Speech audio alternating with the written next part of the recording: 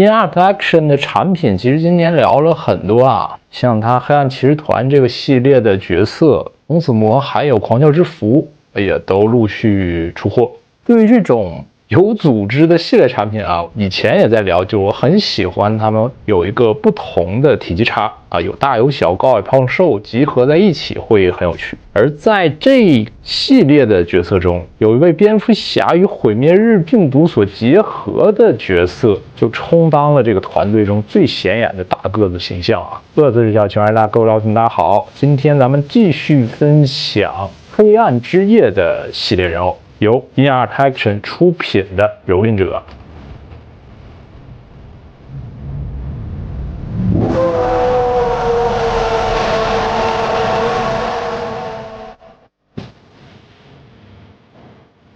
这次外盒上比同系列产品那个个头上大上很多啊，外观造型相比于之前两款，我觉得更丰富了一些。这次这个峰会呢，会增添很多这种情节或者电影感吧，会有类似于罗马柱啊、破损城市啊、战斗的那种火焰之类的效果啊。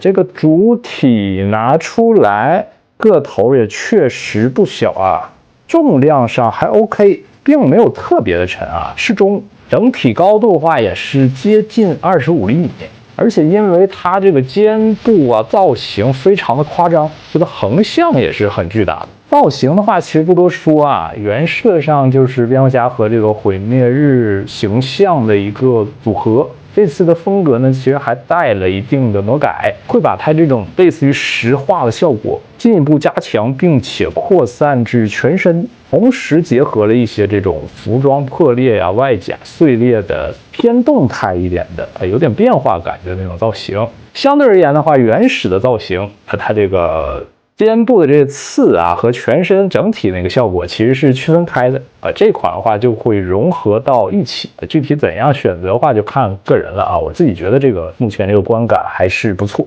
全身精度而言的话，作为这种比较大尺寸的这个玩具，我个人觉得还是可以的啊。观感上因为很丰富啊，我觉得还不错。重心最精细的方面还是放在了头雕这个部分。一个张嘴，一个闭嘴嘛，一个怒吼这个造型嘛，相当于是同样是3个不同的层次，各部各甲和这种实话皮肤的一个感觉。面部造型依然维持了蝙蝠侠的一个基本特征吧，只剩很基本的这个2个尖耳朵立起来，同时也是一个不对称的设计。这个还是很夸张的，我觉得很帅，尤其在它这种更加写意和魔改的风格下，它这些尖牙会像是融合在一起啊，就是犬牙呲互，类似一个拉锁那样咬合到一起的感觉。这个效果一直是我自己很喜欢的。张嘴这个怒吼造型下呢，口腔内部同样会有一定的刻画，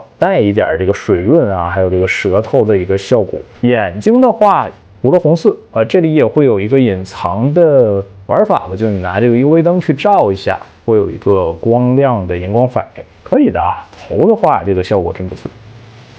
然后就是这个大块头的可动部分表现啊，其实我以前会有一个比较刻板印象啊，就是这种怪物题材这种大肌肉或者说大块头的玩具，可能可动都不会特别好啊。但是实际近一段时间以来体验过的部分产品，它还是在这个可动部分有一个比较突出的表现的。首先还是这个头部啊，还可以啊，因为头部这里是采用了一个双动关节，加上单独脖颈的分件，所以你在掰动的时候，这个幅度都是 OK 的。而且在这个后脑部分啊，就是头雕下方是做了一个防穿帮的分件的，所以尽管在移动的同时，也不会露出什么大的这个缝隙。肩部的话，这个造型比较特殊一些，肩甲的话，实际是一个分段的零件啊，就是它是分开设计的。单侧肩部的话，实际2块啊，大的这个尖刺以及包着前胸的一小块，中间用一个球关连接。这样的话，你在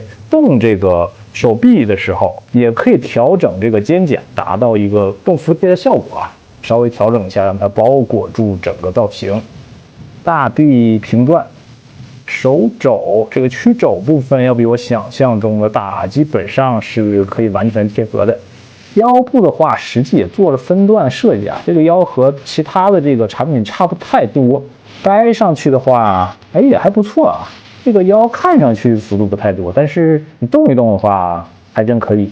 裆部的话也是分2个零件啊，一个是这个三角裤衩，再一个是里面这个破布。大腿部分侧踢幅度对于这个造型来讲可以的，前踢这个挺大，屈膝幅度完全 OK 啊。这里这个脚踝做的还是有一定的分段的感觉啊，坐前肩上承载的力度也不错。它毕竟是一个上宽下窄的形象，需要有更强的支撑性。把玩的手感方面要照比之前的，起码是这个黑暗骑士团的系列角色都要更好。紧实程度来讲，我个人觉得适中，甚至我觉得肘部可以略加强一些啊。这样一个造型，它很有可能去摆那种抓着其他角色拎起来的动作啊，所以说我觉得可以适当加强。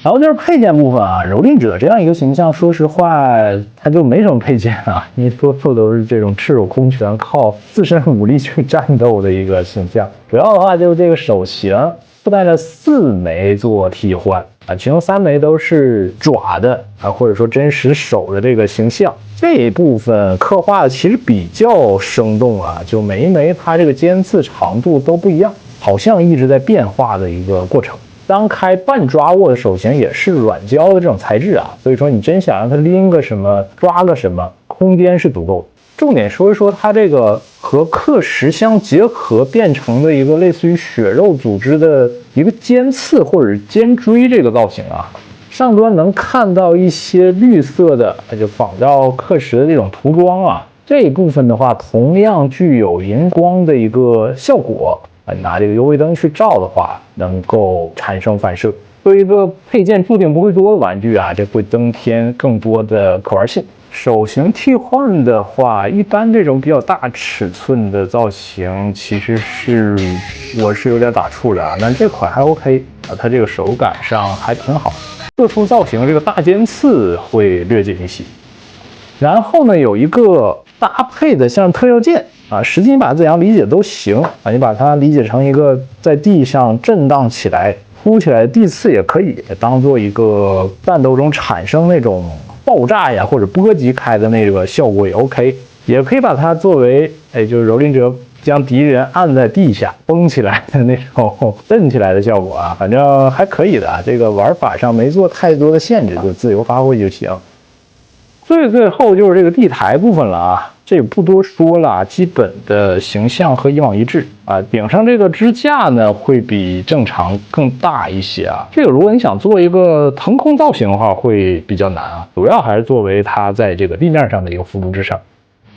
总结一下啊，我觉得这款蹂躏者相较于同系列啊，就其他的那2个角色红死魔和狂傲之蝠去对比的话，造型设计我觉得更成熟了啊，尤其这个头部的形象很不错，可动的表现上也没有因为它这样一个大块头或者说很特殊的造型就放弃掉啊，本身设计上也是很夸张那种。所以说你基本摆出来差不多这个 pose， 你就觉得它张力肯定要比正常更小一点的玩具更高。这样一个大体积呢，在和同系列其他角色一起摆放的时候，也会有更明显的一个视觉冲击力。如果你有狂笑之蝠的话，他们这个色调啊或者形象上是有一些相通和接近的，做一些联动的搭配，就比如说给这个狂笑之蝠放到这个蹂躏者身上啊，冈加尔特一样的那种造型啊，可玩性来讲会是1+1大于2的那种感觉。未来的话，如果这个系列其他角色都出全以后，我觉得这个可能蹂躏者的地位会更加重要一些，因为其他那些形象的话，体积都差不多嘛。有这样一个大的块头作为一个成员也好，或者说背景板也好，能够把它整体这个小队啊或者一个组织的这个感觉营造得更强。然后呢，这一期呢就先分享到这里了，喜欢朋友们记得点赞连，我们下一期再见，拜拜。